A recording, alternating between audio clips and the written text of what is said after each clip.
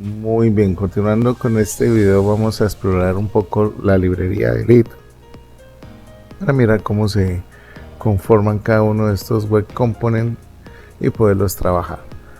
Para esto nos vamos a dirigir aquí en la parte superior, vamos a entrar a la zona de Playground. Aquí vamos a encontrar diferentes ejemplos en los cuales nosotros vamos a poder cómo podemos implementar esta librería en cada uno de nuestros JavaScript. Como vemos, y es muy importante siempre en cada JavaScript donde deseemos incorporar la librería de lead o la clase lead, debemos realizar la importación. Aquí estamos realizando la importación de unos elementos específicos como son HTML, CSS y la clase lead. Tenemos la definición de la clase principal, la cual está dada por el nombre principal, class, el identificador de la clase, y tenemos una palabra reservada llamada extends. Esta palabra reservada se utiliza específicamente para indicar herencia. Eso quiere decir que la clase SimpleOperating se está heredando del lead element, de la clase lead element. Export significa o se utiliza específicamente en una clase para indicar que esta clase puede ser visualizada desde cualquier otra parte del proyecto. Aquí como vemos estamos definiendo una variable estática llamada styles, la cual estamos definiendo un CSS. Para eso se utiliza esta importación y se le está definiendo un CSS específico para el párrafo, donde le estamos colocando el color azul. Se define una variable llamada name. Esta variable se utiliza normalmente para poder compartir información entre el web component y el HTML donde se está incorporando este web component. También nos vamos a encontrar con un constructor. Recordemos que en la programación orientada a objetos los constructores se utilizan para inicializar atributos o propiedades propias de la clase. Tenemos la palabra reservada super, la cual me está indicando que esta clase está heredando de la clase lead. Tenemos this.name igual a alguna cosa. La palabra reservada this se utiliza específicamente en la programación orientada a objetos para indicar pertenencia a unos elementos. Eso quiere decir que estoy tratando de acceder al atributo llamado name, que pertenece a la clase. Tenemos el método render, el cual se utiliza normalmente en los web components para renderizar y poder visualizar cada uno de los elementos que tenemos dentro de el web component. En este caso le estoy indicando que me va a retornar un HTML, el cual es un párrafo que tiene un texto y el cual se le está especificando la variable name para poder tener acceso a él. Ahora tenemos como parte final la exportación de dicho web component, el cual tiene la palabra reservada custom elements.define, la cual me permite definir el web component. Acá, como podemos observar, se define el componente y le tenemos que asociar la clase a la cual va a pertenecer ese web component. En este caso el nombre se acostumbra a estar separado por un guión medio y el nombre de la clase. Tenemos aquí la página principal. Como vemos en la página principal, cuando se invoca o se establece la referencia con el web component, dentro del web component nosotros podemos especificar cada una de las variables que hemos definido en el web component. En este caso tenemos name y se le está pasando esa variable word. Por eso cuando hacemos la implementación vemos hello world.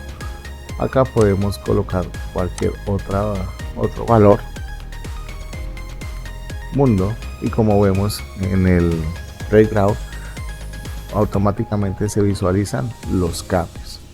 Muy bien, vamos a dar terminación a este video y en el siguiente damos continuación de la explicación de cada uno de los elementos que pertenecen a lead. Continuando con la exploración de documentación de lead, Vamos a seguir con la siguiente opción, que es cómo se pueden crear componentes completos. Aquí tenemos un ejemplo bastante básico en la cual tenemos otro componente y se definen otra serie de atributos donde podemos tener lo siguiente. Aquí tenemos obviamente la importación que es necesaria y obligatoria siempre hacerla en los JavaScript. Tenemos la definición de la clase y la herencia hacia la clase leaf. Aquí tenemos una definición de propiedades. Esta estructura se utiliza para definir las variables que se van a utilizar en el componente. Por acá tenemos la definición de la variable styles, que me va a permitir definir una serie de reglas de estilo que voy a poder aplicar. Aquí tenemos el constructor, tenemos super, aquí tenemos el paso de elementos a las variables. Aquí que vamos a tener, tenemos el método render, el cual se va a encargar de retornar un HTML. Algo bastante interesante, aquí se está definiendo dentro de este spam, se está definiendo el evento click. El evento click está llamando this.togglePlanet. Este elemento this.togglePlanet es un método que se está definiendo dentro del componente. Como vemos acá en la parte inferior, togglePlanet se encarga de permitir cambiar el estado de comportamiento de planet dependiendo de el planeta. Como vemos, aquí se está utilizando una expresión ternaria en la cual me está preguntando si el planeta es world. Si no es así, o si es así, cambia por Marte, y si no por world. Aquí lo tenemos expresado de esta forma. Vemos acá que hace un cambio cuando damos clic sobre el botón. Lo mismo sucede en la parte inferior. Como vemos, aquí en el spam se está aplicando la clase llamada planet, la cual se está definiendo aquí en la parte superior en el estilo. ¿Okay? Vamos acá. Aquí tenemos la inyección, la interpolación de variables, en la cual pues estoy tomando el valor de hello world. ¿Okay? Y ya con eso pues terminamos esta explicación de este ejercicio en la cual se define el componente. De igual manera, en el index tenemos el elemento, la clase Mars, tenemos el planet Mars dentro del elemento. Quiere decir que al planeta se está aplicando este valor. Tenemos también algunas propiedades que son reactivas. Vamos a explorar el siguiente ejemplo, que son propiedades básicas. Tenemos una propiedad llamada name, la cual tenemos el método de render. Como vemos, siempre tenemos la importación. Acá estamos retornando un HTML hello, yo soy, y la variable interpolada.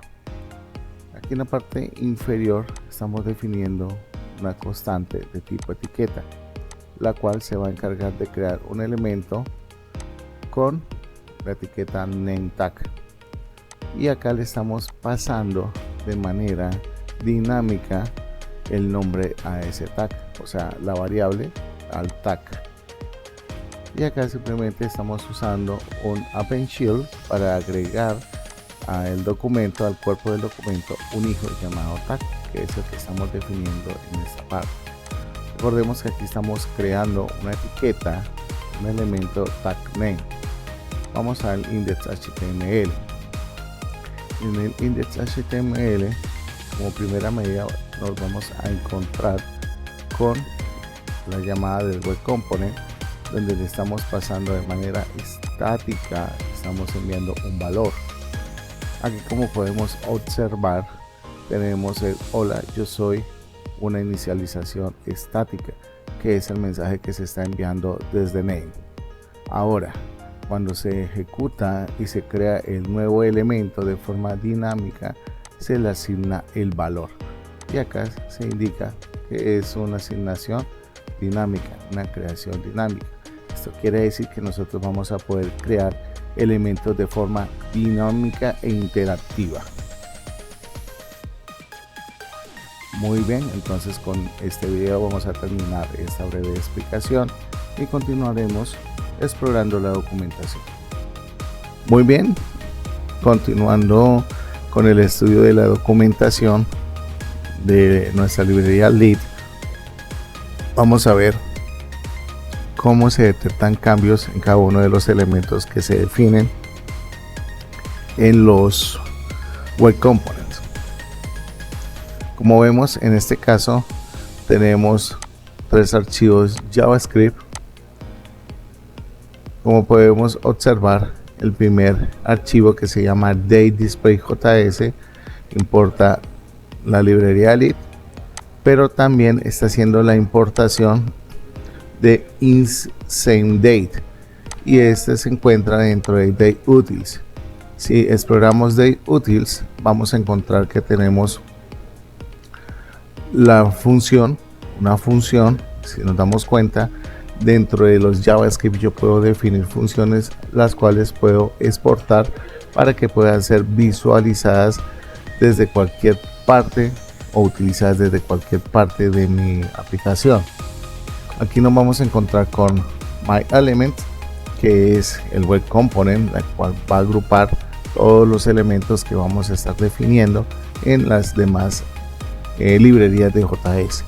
Tenemos aquí un DateDisplay, que es una clase que extiende el lead element. Si nos damos cuenta, aquí no hay una exportación. Tenemos las propiedades estáticas, donde se está definiendo la fecha. Tenemos la definición de un método incrustado, ¿cierto?, que me está recibiendo el valor actual y el valor antiguo de la fecha. Tenemos una función flecha, la cual me va a retornar que si los valores son diferentes, ¿cierto?, para poder validar si es diferente o no la fecha. Aquí tenemos un getDateField, que se encarga de obtener la información del RenderRoot Query Selector del DateField. Valida que si es nulo o no nulo. Tenemos aquí unas definiciones de frames, donde se define el color, un hexadecimal. Tenemos un render, donde se está definiendo un spam, el cual tiene como nombre DateField, el cual pues va a tomar su valor a partir de una interpolación de la variable date.locateDataString. Acuérdense que toLocateDataString. Muy bien, toLocateDate se utiliza para hacer una conversión a string de la fecha local.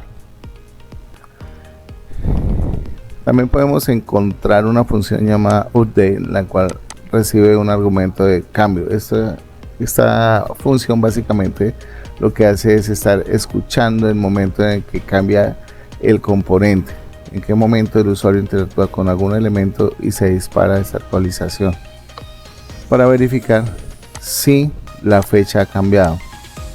Fijémonos que tiene aquí una clase llamada change.has, donde diga que si la fecha ha cambiado, entonces ejecute una animación, ¿okay? Una animación que son los frames, donde los frames, recordemos que lo estamos definiendo acá dependiendo de los colores.